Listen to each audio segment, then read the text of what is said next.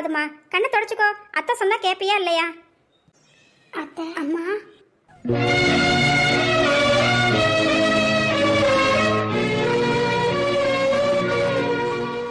என்னப்பா ராஜா, அம்மாவை நம்ப முடியலையா? நான் ஒன்றும் பிறக்கும் போதே கல் நெஞ்சிக்காரியா ஒன்றும் பிறக்கலப்பா. காலமும் சூழ்நிலையும் தான் என்னைய இப்படி ஒரு கல் நெஞ்சிக்காரியா மாற்றிருச்சுப்பா. 40 வருஷத்துக்கு முன்னாடி மீனாட்சி வயசில் எனக்கு ஒரு தங்கச்சி இருந்தா. என் தங்கச்சினா எனக்கு அம்புட்டு உசுறு.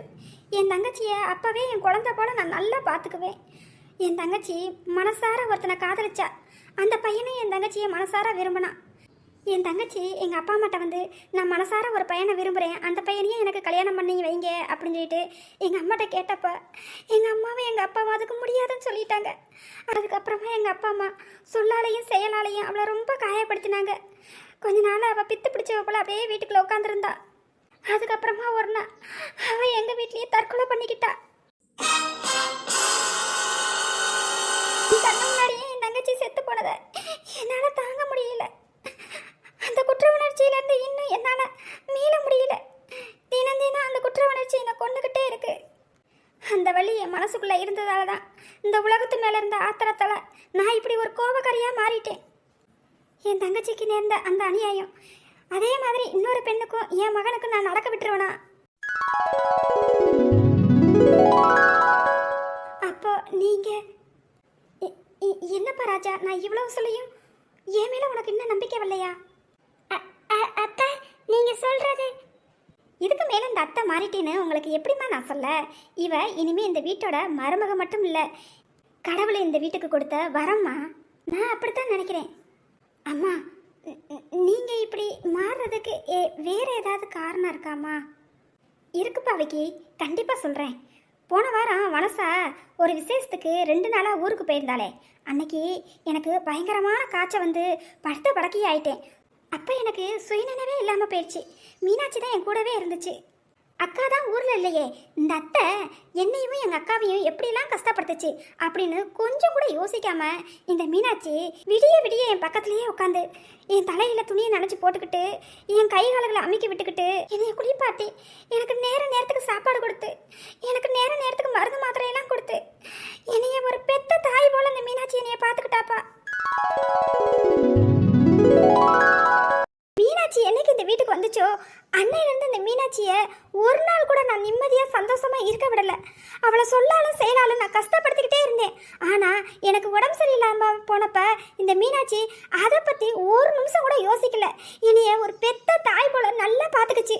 அப்போ தான் அங்கே தான் இந்த மீனாட்சியோட நல்ல மனசை நான் புரிஞ்சுக்கிட்டேன். இந்த தங்கச்சியே மறுபிறப்பு பிறந்து மீனாட்சி ரூபத்தில் வந்திருக்குன்னு தான் நினச்சேன்.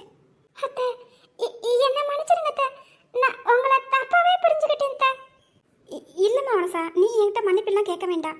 இந்த வீட்டுக்கு நீ என்னைக்கு வாக்கப்பட்டு வந்தையோ அன்னையிலேருந்து உன்னைய நான் நிம்மதியாகவே வச்சுக்கல. உன்னைய எவ்வளவோ கஷ்டப்படுத்தினேன். அதனால் நீ என்னைய அப்படித்தான் புரிஞ்சுக்குவ. இதில் தப்பு ஒன்றும் இல்லைம்மா. இனிமே கொண்டு இந்த வீட்டில் உனக்கு எந்த குறையும் இருக்காது. அத்தை உன்னை அத்தையா இல்லை, அம்மா ஸ்தானத்தில் இருந்து உன்னையவும் மீனாட்சியும் நல்லா பார்த்துக்குவேன்.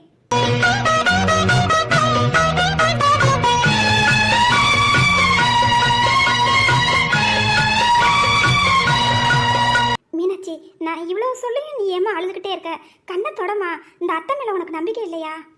அப்படியெல்லாம் இல்லை அத்தை, உங்களை நம்பாம வேற யாரை நம்புவேன்? மனசா, இனிமே என் சின்ன மருமகளை அடிக்கிற வேலை வச்சுக்கிறாத, அப்புறம் எனக்கு கெட்ட கோவம் வந்துடும் பார்த்துக்கோ. ஐயோ அத்தை, இனிமே நான் அடிக்கவே மாட்டேன். வர்ற முகூர்த்தத்திலேயேவும் இவங்க 2 பேருக்கும் கல்யாணம் ஏற்பாடு பண்ண போகிறேன். மீனாட்சி, ராஜா, சந்தோஷமாப்பா? அம்மா, நீங்கள் இவ்வளோ சீக்கிரம் எங்களோட காதலை ஏற்றுக்குவீங்கன்னு நான் கொஞ்சம் கூட நினைக்கவே இல்லைம்மா. உங்கள் நல்ல மனசுக்கு ஈடு இணையே கிடையாதும்மா. ரொம்ப ரொம்ப நன்றிம்மா. ராஜா, இதுக்கெல்லாம் எதுக்குப்பா அம்மாவுக்கு நன்றி சொல்கிற? இது என்னோட கடமைப்பா. நானா உனக்கு ஒரு பொண்ணு பார்த்துருந்தாலும் மீனாட்சி போல் ஒரு பொண்ணு கிடச்சிருப்பாளான்னு எனக்கு தெரியாதுப்பா. மீனாட்சி ரொம்ப நல்ல பிள்ளைப்பா. அத்தை, நீங்கள் இப்படிலாம் பேசுவீங்கன்னு நான் கனவுல கூட எதிர்பார்க்கல அத்தை. நீங்கள் எங்கள் காதலை புரிஞ்சுக்கிட்டு எங்களை ஏற்றுக்கிட்டது எனக்கு ரொம்ப ரொம்ப சந்தோஷமாக இருக்குத்த. மீனாட்சி, வெளியில் பார்க்கத்தான் எங்கள் அம்மா கரடு முரடாக இருப்பாங்க. ஆனால் மனுஷங்களோட கஷ்டத்தை அவங்கள விட ஆழமாக புரிஞ்சுக்கிட்டவங்க இங்கே யாருமே இருக்க முடியாது. நான் உன்னை காதலிச்சிட்டு உன்னை மறக்க முடியாமல் நான் படுற வேதனையும் கஷ்டத்தையும் எங்கள் அம்மா பார்த்துட்டு தான் நம்ம காதலுக்கு எங்கள் அம்மா பச்சை கொடி கட்டியிருக்காங்க. அப்படித்தானம்மா? இல்லடா மவனே, மீனாட்சியோட நல்ல மனசை புரிஞ்சுக்கிட்டு தான் இந்த வீட்டுக்கு மீனாட்சி மருமகளாக வரணும்னு நானே முடிவு பண்ணிட்டேன். அத்தை, அப்படின்னா இவங்க 2 பேத்துக்கு கல்யாணம் பண்ணி வைக்கணும்னு நீங்க முடிவு பண்ணிட்டீங்க, அப்படித்தானே? அடி எவடா இவ விடிய விடிய ராமாயணம் கேட்டுட்டு விடிஞ்சா பிறகு சீதைக்கு ராமே சித்தப்பனான்னு கேட்டானா, அந்த கதையெல்லாம் இருக்குது இவ கதை. என்ன வனசாக்கா, சிரிப்பெல்லாம் ஓவரா இருக்குது. இரு, உன்னை அப்புறமே வச்சுக்கிறேன். அத்தை, இவ்வளோ பெரிய நல்ல செய்தியை சொல்லிட்டு எனக்கனேன்னு போயிடாதீங்க அத்தை. இன்னைக்கு எங்க எல்லாருக்கும் விருந்து சாப்பாடு நீங்க கொடுத்தே ஆகணும், பாத்துக்குங்க. சரிம்மா சின்ன பொண்ணு, நீ சொன்னது போல இன்னைக்கு நம்ம வீட்லயே விருந்து சாப்பாடு ரெடி பண்ணிடலாம். இருந்து சாப்பிட்டுட்டே போங்க. வனசா, விருந்துக்கு ஏற்பாடு பண்ணுமா? சரிங்க. சரிம்மா, நீங்க பேசிக்கிட்டு இருங்க, நான் கொஞ்ச நேரம் போய் ரெஸ்ட் எடுக்கிறேன். சரிங்க. ஏக்கா வனசாக்கா, அப்படியே விருந்து சாப்பாடுல எனக்கு பிடிச்ச பருப்பு பாயாசத்தை பண்ணிடு. மறக்காம நல்ல முந்திரி பருப்பை நெய்யில் வறுத்து தூக்கலா போடுக்கா. அப்பதான் பருப்பு பாயாசம் குடிக்கிறதுக்கு சூப்பரா இருக்கும். அப்பா, இப்போ நினச்சாலே எனக்கு நாக்கில் எச்சி ஊறுது. சரிடி திணி பண்டாரம், நீ சொன்னது போலயே பருப்பு பாயாசத்தை செஞ்சிடுறேன், சரியா? என்ன, நான் போன் பேச வெளியே போறப்ப வீடே ஒரே அழுகையும் ஆர்ப்பாட்டமா இருந்துச்சு. இப்போ என்னன்னா உள்ள வரும்போது எல்லாரும் ஒரே சிரிப்பும் சந்தோஷமா இருக்காங்களே, ஒண்ணுமே புரியலையே. என்ன நடந்திருக்கும்? சின்ன பொண்ணு, ஏக்கா வனசாக்கா, இங்க என்ன நடந்துச்சுக்கா? ஏக்கா என்கிட்டயும் சொல்லுங்கக்கா, எனக்கு ஒண்ணுமே புரியலையேக்கா. ஏ வினோ, அந்த ஹாப்பினிஸை நானே சொல்றேன்டி. அத்தம்மா மீனாட்சி ராஜாவோட காதலுக்கு பச்சை கொடி காட்டிட்டாங்கடி. அவங்க 2 பேத்துக்கு கல்யாணம் பண்ணி வைக்கிறதா முடிவு பண்ணிட்டாங்க. ஏக்கா வனசாக்கா, சின்ன பொண்ணு சொல்றது என்ன உண்மையாக்கா? ஏக்கா, என் மனசே என்கிட்ட இல்லைக்கா, ரொம்ப மனசு கஷ்டமா இருந்துச்சுக்கா. உங்க அத்தை என்ன சொல்ல போறாங்களா, ஏது சொல்ல போறாங்கன்னு நான் ரொம்ப கஷ்டப்பட்டேன்க்கா. இப்போதாக்கா எனக்கு சந்தோஷமாவே இருக்குக்கா. மீனாட்சி ராஜா, உங்க 2 பேத்துக்கும் அக்காவோட வாழ்த்துக்கள்ப்பா. நீங்க 2 பேரும் இன்னைக்கு இருக்கிற சந்தோஷத்தோட என்னைக்கு இருக்கணும்ப்பா. ரொம்ப ரொம்ப நன்றிக்கா. அப்புறம் ராஜா தம்பி, அம்மா உங்க காதலுக்கு பச்சை கொடி காட்டிட்டாங்க. அடுத்த முகூர்த்தத்திலேயே கல்யாணத்துக்கு ஏற்பாடு பண்ணிடுறேன்னு சொல்லிட்டாங்க. அப்புறம் நான் உங்களுக்காண்டி வச்ச வேண்டுதலை மட்டும் மறந்துடாதீங்க. அக்கா, என்னக்கா சொல்றீங்க? என்ன வேண்டுதல்? ஐயோ ராஜா தம்பி, என்னப்பா இப்படி மறந்துட்டீங்க? அக்கா உங்களுக்காண்டி தானே கஷ்டப்பட்டு வேண்டிக்கிட்டேன். சின்ன பொண்ணு, என்னடி வேண்டுதல் அப்படி இப்படின்னு என்னென்னமோ சொல்ற? என்னடி அப்படி வேண்டிக்கிட்ட? அதுவா வினோ, நம்ம ராஜாவுக்கும் மீனாட்சிக்கும் நல்லபடியா கல்யாணம் முடிவாயிட்டா நம்ம ராஜா தம்பி கையாலேயேவும் 108 தேங்காய் வாங்கி தர சொல்லி என் கையாலேயே வந்து சாமிக்கு உடைக்கிறதா வேண்டிக்கிட்டேன்.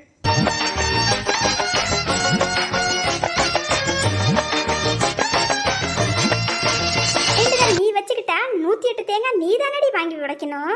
அதுக்கு எதுக்கு ராஜா தம்பி வாங்கி தரணும்? அப்படி கேளுங்கக்கா. என்ன ராஜா தம்பி, கல்யாணம் நல்லபடியா முடியணும்னு நினைக்கிறீங்களா இல்ல வேண்டாம்னு நினைக்கிறீங்களா? ஐயோ, என்னக்கா இப்படிலாம் கேக்குறீங்க? கல்யாணம் நல்லபடியா முடியணும்க்கா. அப்பனா நான் வேண்டிக்கிட்ட 108 தேங்காவா வாங்கி கொடுத்துருங்க. அப்பதான் உங்களோட கல்யாணம் நல்லபடியா முடியும். வேண்டுதலை நல்லபடியா நிறைவேற்றணும், பாத்துக்குங்க. அக்கா சரிங்கக்கா, வாங்கி கொடுத்துட்றேன்க்கா. நீங்க வேற எதையாவது சொல்லிடாதீங்கக்கா. அப்படி சொல்லுங்க தம்பி. 2 மணி நேரத்திற்கு பிறகு. என்னங்க மீனாட்சி, விருந்து சாப்பாடு சும்மா சூப்பரா ரெடி ஆகுது போலயே. வாசனை சும்மா வீடு முழுக்க கம கமன்னு வருதே. ஆமாங்க ராஜா, அதான் அத்தையே விருந்து சாப்பாடு ரெடி பண்ண சொல்லிட்டாங்கல்ல, அதான் அக்கா விருந்து சாப்பாடு ரெடி பண்ணிக்கிட்டு இருக்கா.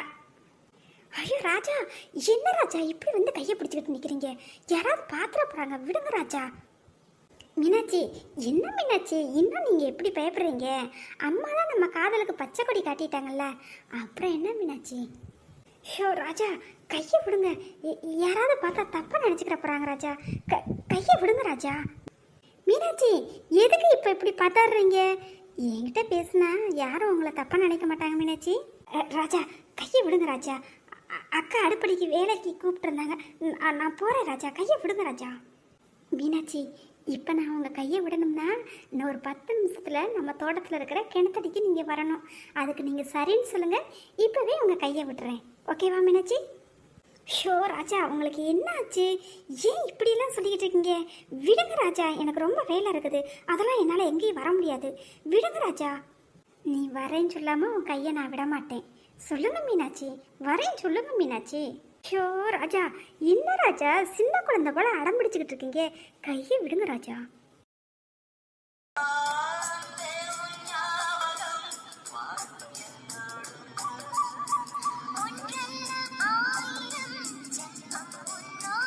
சித்தி ஐயோ யாழினி, என்ன யாழினிமா, எதுக்கு சித்தியை கூப்பிட்டீங்க? சித்தி உங்களை சித்தப்பா தோட்டத்துக்கு தானே கூப்பிட்டாங்க. நீங்க எதுக்கு வர மாட்டேன்னு சொல்றீங்க? வாங்க சித்தி, நானும் உங்க கூட வரேன். நம்ம போனா சித்தப்பா நம்மளுக்கு நிறைய சாக்லேட்லாம் வாங்கி தருவாங்க. இவ வேற நிலைமை தெரியாம. யாழினி செல்லம், சித்திக்கு கொஞ்சம் வேலை இருக்குமா, அதனாலதான் சித்தப்பா கூப்பிட்டோன்னே நான் வரலன்னு சொன்னேன்.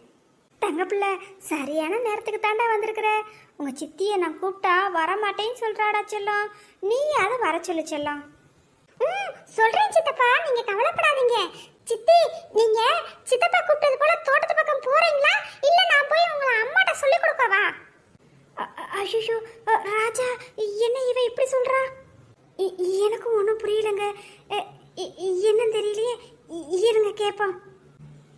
தங்கப்பிள்ள, சித்தி வரேன்னு தான் சொன்னாங்க. உன் காதுல சரியா விழுந்திருக்காதுன்னு நினைக்கிறேன். நீ இதுக்காண்டி அம்மாட்டெல்லாம் போய் சொல்ல வேண்டாம் செல்லம். சித்தப்பாவே பாத்துக்கிறேன், சரியா? சித்தி வர மாட்டேன்னு தான் சொன்னாங்க.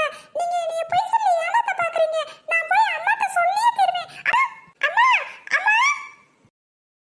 ஐயோ மீனாட்சி, இப்போ என்ன பண்றது? யாழ்னி வேற அம்மாட்ட சொல்ல போறேன்னு ஓடிட்டா. எனக்கு ஒன்றும் புரியலையே மீனாட்சி, ஏதாவது சொல்லுங்க மீனாட்சி. இதுக்கு தான் நான் அப்பவே சொன்னேன், விடுங்க ராஜா, என் கையை விடுங்க ராஜான்னு சொன்னேன். ஷோ, என்ன செய்ய போறான்னு தெரியலையே. வாங்க போய் பார்ப்போம், சீக்கிரம் வாங்க ராஜா. சரிங்க மீனாட்சி. சின்ன பொண்ணு, உன் நாத்தனாருக்கு நகையெல்லாம் நிறைய போடுறதா கேள்விப்பட்டனேம்மா. நகையெல்லாம் எடுத்து வச்சிட்டிங்களா, இல்லை இனிமே தான் எடுக்கணுமா? அத்தை, இப்போ உள்ள விலைக்கு போய் இப்போ எடுக்க முடியுமா? ஒரு பவை நகை எடுத்தா 1.5 லட்சம் வேணும் அத்தை. இப்போல்லாம் போய் எடுக்க முடியுமா? எங்கள் அத்தை முன்கூட்டியே என் நாத்தனாருக்கு நகையெல்லாம் சேர்த்து வச்சுட்டாங்க அத்தை. நீ சொல்றது உண்மைதான் சின்ன பொண்ணு. நகை விலை இப்போ தீயால விற்கிது. என்ன செய்ய, நம்மளை போல கஷ்டப்படுற குடும்பங்கள் ஒரு குறைஞ்சது ஒரு 10 பவனாலும் போட்டால் தானமா பொண்ணை கல்யாணம் பண்ணி வைக்க முடியுது.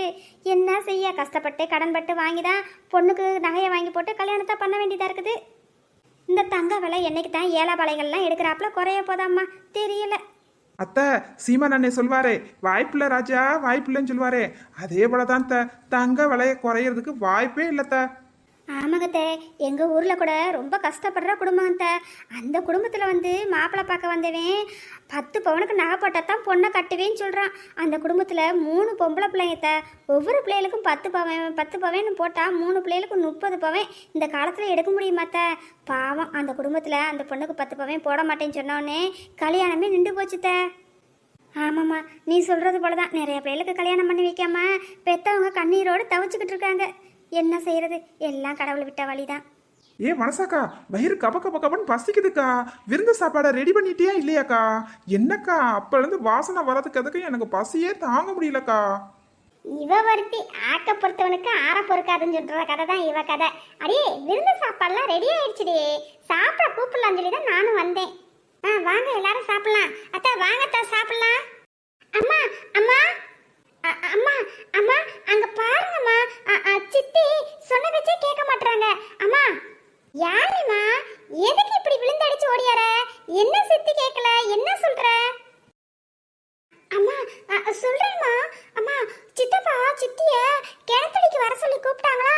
சித்தி ஆஹா நான் வரமாட்டேன் அப்படின்னு சொல்றாங்கம்மா. அம்மா, நீங்க தானே சொன்னீங்க பெரியவங்க சொன்னா கேட்கணும்னு. அப்ப சித்தப்பா பெரியவர் தானே, சித்தி சின்னவங்க தானே. சித்தப்பா சொல்றத கேட்கணுமா வேணாமா? நீங்களே சொல்லுங்கம்மா. என்ன தம்பி, யானை என்னப்பா சொல்றா? ஏ மனசாக்கா, ஏன் மக்கு மனசாக்கா, இன்னுமாக்கா உனக்கு புரியல? மீனாட்சி கிட்ட ராஜா தம்பி என்னமோ பேசணும்னு சொல்லி தோட்டத்து பக்கம் வர சொல்லியிருக்காங்க. அதை கேட்டுட்டு வந்து தான் யாழினி குட்டி இங்கே சொல்லிக்கிட்டு இருக்கா. படவா ராஸ்கல், என் மருமகளை என்னடா மிரட்டிக்கிட்டு இருக்கியா கூப்பிட்டு வச்சு? ஒழுங்கா இல்லை, தோலை உரிச்சு பிடிவேன் பார்த்துக்கோ. அம்மா, நீங்கள் நினைக்கிறது போல நான் மீனாட்சியை ஒன்றும் பேசி மிரட்ட எதுவும் செய்யலம்மா. சும்மா பேசிக்கிட்டு இருக்கலாம்னு சொல்லி தான் கூப்பிட்டேன். அதுக்குள்ளேயும் என்ன ராஜா தம்பி, அதுக்குள்ளேயே யாழினி குட்டிக்கிட்ட மாட்டிக்கிட்டீங்க, அப்படித்தானே தம்பி? ஷோ ராஜா, ஒரே அவமானமாக இருக்குது. இதுக்கு தான் சொன்னேன், அப்பயே போயிடுங்க ராஜா, போயிடுங்க ராஜான்னு சொன்னேன். கேட்டிங்களா? மீனாட்சி, இதெல்லாம் காதலிக்கிறவங்களுக்கு சாகசம்தான். மறக்காம சாப்பிட்டு முடிச்ச உடனே கிணத்தடி பக்கம் வந்துருங்க. நான் உங்ககிட்ட பேசணும், சரியா? ஐயோ, மறுபடியும் கிணத்தடிக்கா? ஐயோ, நான் வரமாட்டேன் ராஜா, ஆளை விடுங்க.